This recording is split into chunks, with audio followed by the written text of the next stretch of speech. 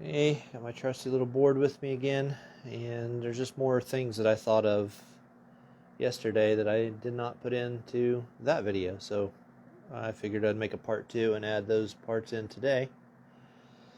Um, we were going through yesterday the very first part of Genesis 1:1, where it says, "In the beginning."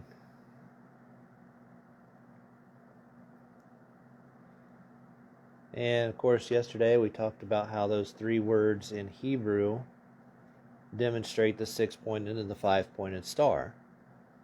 Well, it also represents pi. Now, you'll notice there's three words here, right?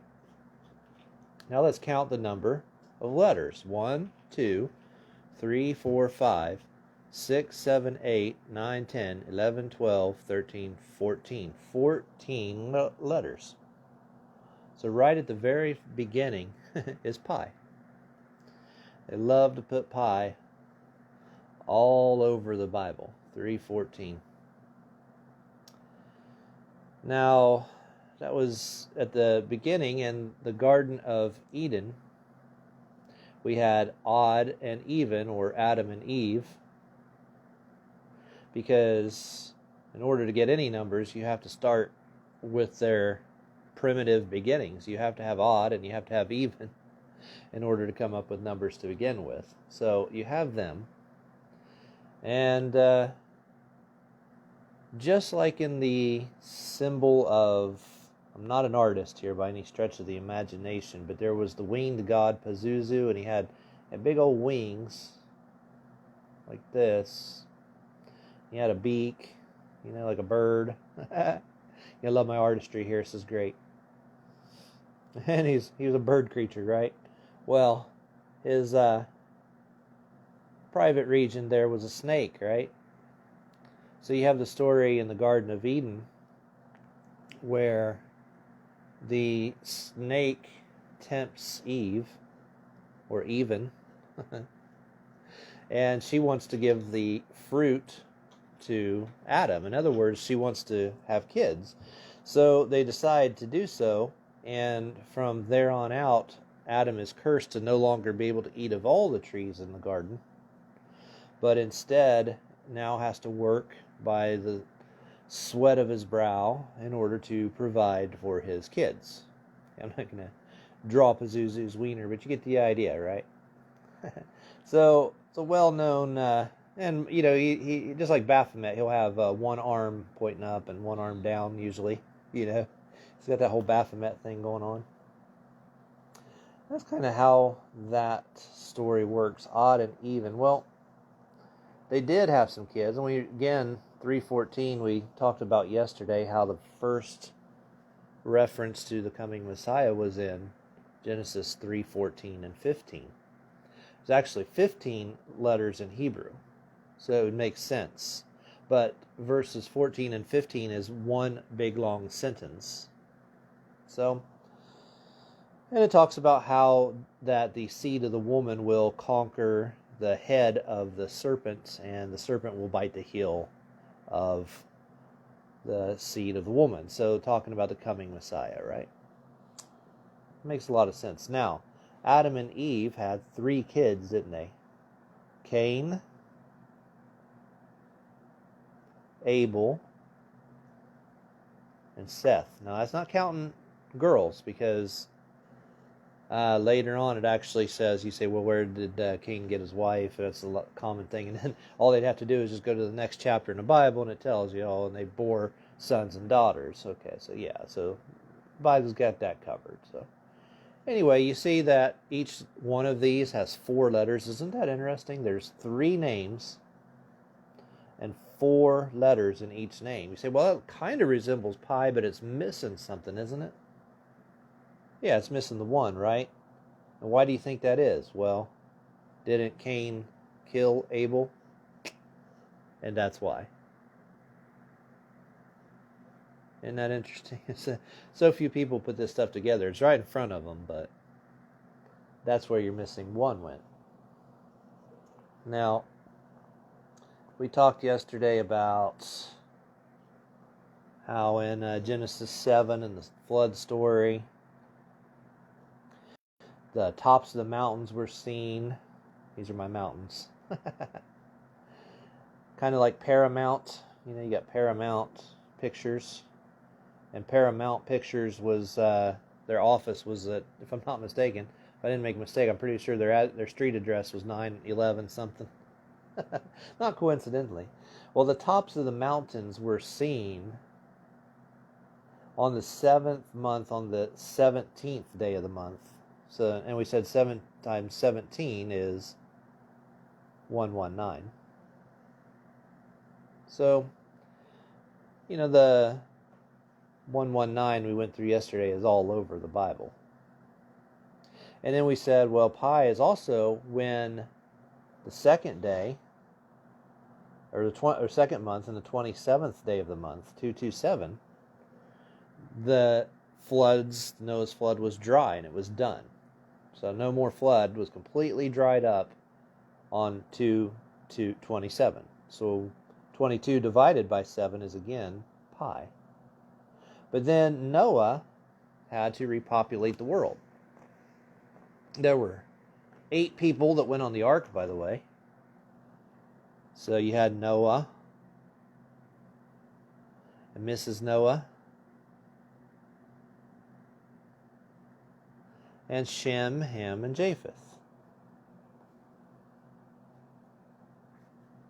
And their wives. 8 people. Now, you'll notice that there are 3 names. Let's count the letters. 1, 2, 3, 4, 5, 6, 7, 8, 9, 10, 11, 12, 13. It's one short, isn't it? 1, 2, 3, 4, 5, 6, 7, 8, 9, 10, 11, 12, 13. So it's very close. Oh, and that's why. No, I didn't think I was wrong. I forgot the H. So I didn't think I made a mistake there. Okay. Yeah, 3, 1, 4. So 14, counting the H. So again, 3 words, 14 letters. So Shem, Ham, and Japheth had to repopulate the world. And you remember that Shem stayed in the Middle East, Ham went to Africa, and Japheth went up to Europe. So what about the 8? There's 8 people that we know got on the ark and came off the ark. Well, in Greek, Asus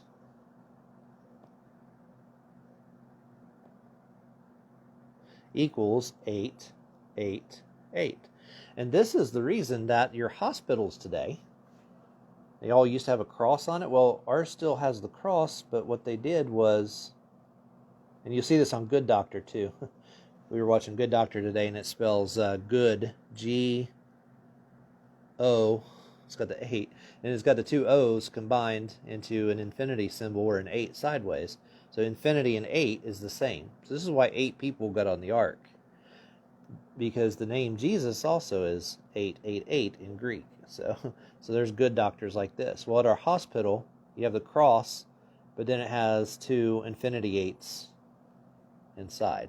So 8 is luck, life, health, that sort of thing. So, and 8 times 3, by the way, is what? 24, right? 24 hours in a day. 8 times 3 is 24, right? So think about that too.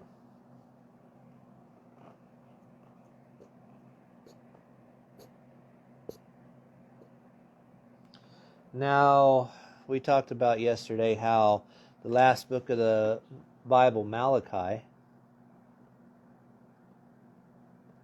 4:2, talks about the Sun of Righteousness, and it spells it capital S-U-N. It's the last chapter of the Old Testament, and it says, the Sun of Righteousness shall come with healing in his wings. It's a prophecy of Jesus coming, and it spells it, and he calls him the Son with a U in the middle, capital S-U-N, obviously referring to calling the Messiah the Son.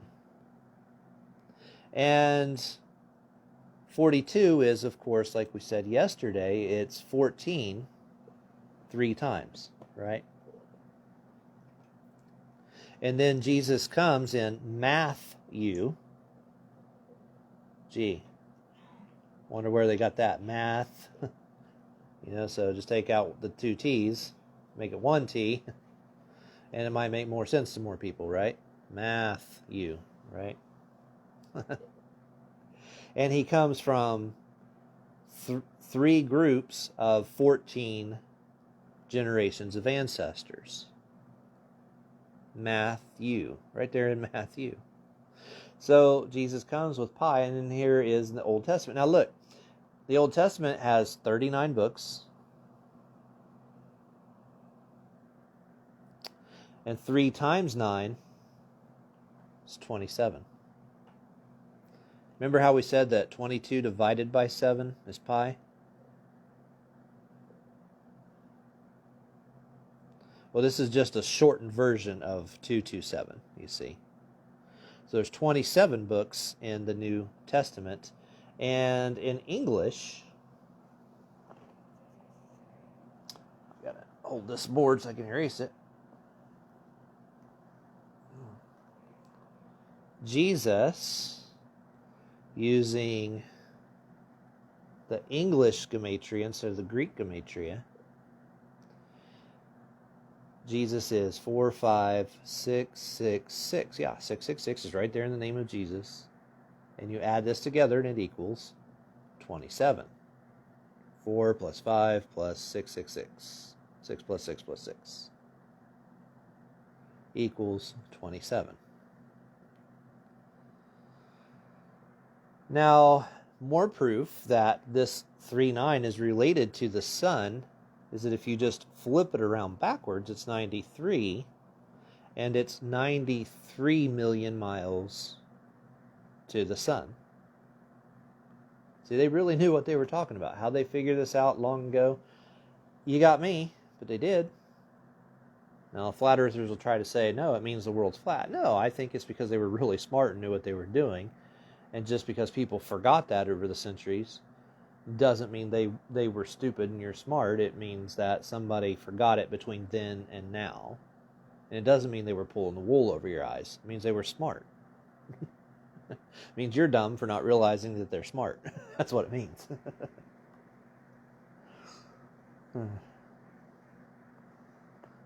No, the world's not flat. That's a bunch of hogwash. And they've known that it's not flat for many, many thousands of years. Like I've said before, the pyramids are proportionate in size. You've seen this symbol lots of times, to the radius, that's half of a circle, right, of the earth.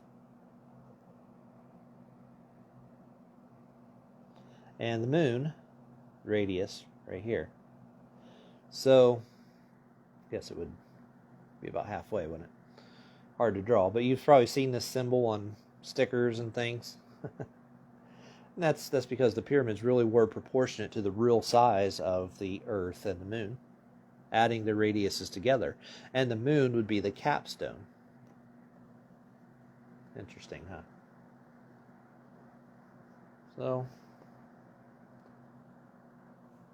oh, did we miss anything else? It's a lot of what I wanted to say today. I just wanted to add that on to yesterday's video. Some interesting things that people do not know. I was thinking there was a few more things, but they're not coming to me. If they come to me, I'll make a third video. Later.